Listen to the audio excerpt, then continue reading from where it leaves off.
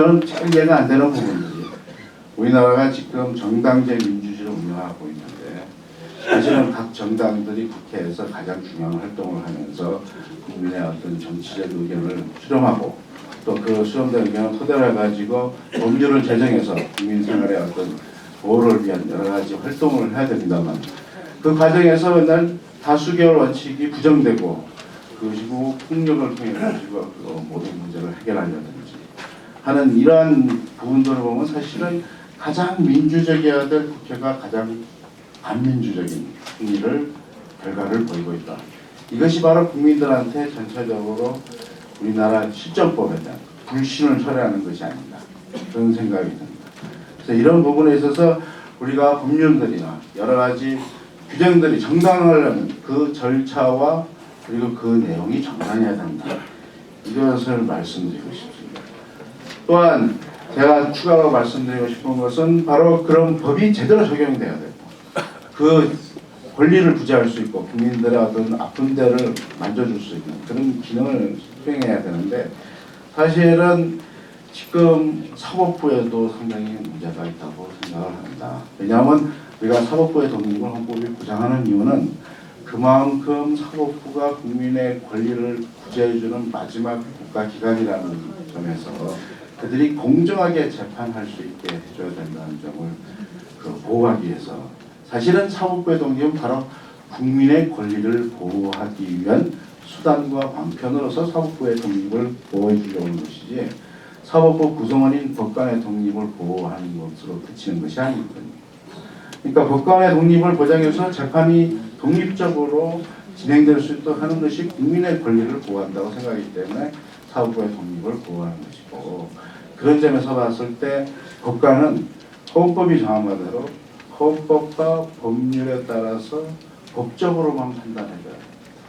그래서 어느 나라든 헌법이 정한 바에 따라서 법률이 정한 바에 따라서 법관들이 재판에서 공정하게 재판을 해야 되기 때문에 자기 의견을 내지 않습니다.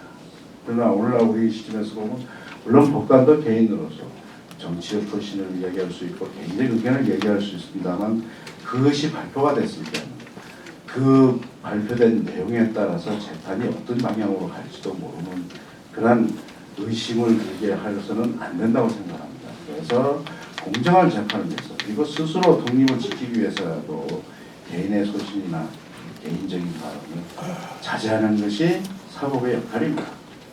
그런데 이제 미국 같은 경우는 좀 틀립니다. 왜냐하면 미국은 법관이나 검사들은 선거로 선출합니다. 그렇기 때문에 선출직 공무원들이기 때문에 물론 모든 주가 그런 건 아닙니다만 그런 경우에는 정치적 표신을 이야기할 수도 있습니다.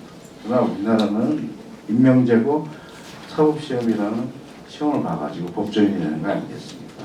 그렇다면 어디까지나 헌법과 법률에 따라서 자기의 소신과 관계없이 법에 따른 양심적으로 법적 판단을 해주는 것이 사법부의 구성원인 법관의 의무라 이렇게 생각을 합니다.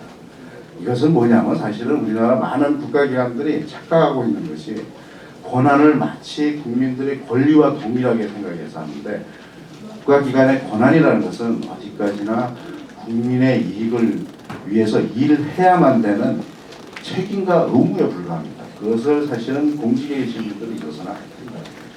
그러한 공직자의 자세가 바로 국민들한테 준법 정신을 길러주는 중요한 토양이 된다. 이렇게 저는 생각을 합니다.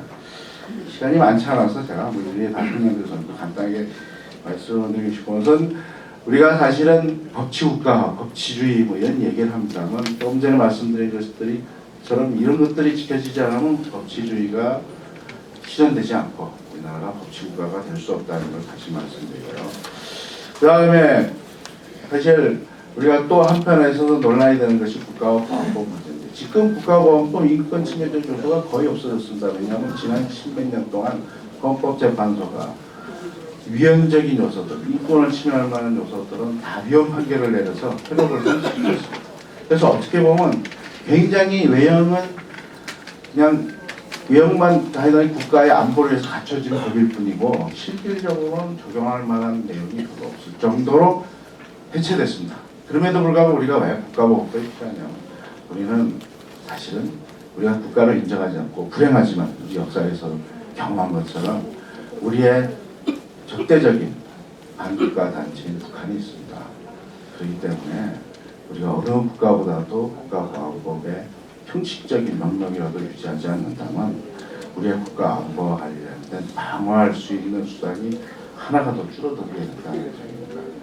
만약에 북한이 해체된다면 우리가 국가보안법의 내용을 형법에 포함시켜가지고 하나의 법 질서를 유지할 수도 있지만 그렇지 않은 이상은 국가보안법이 담겨져야 된다.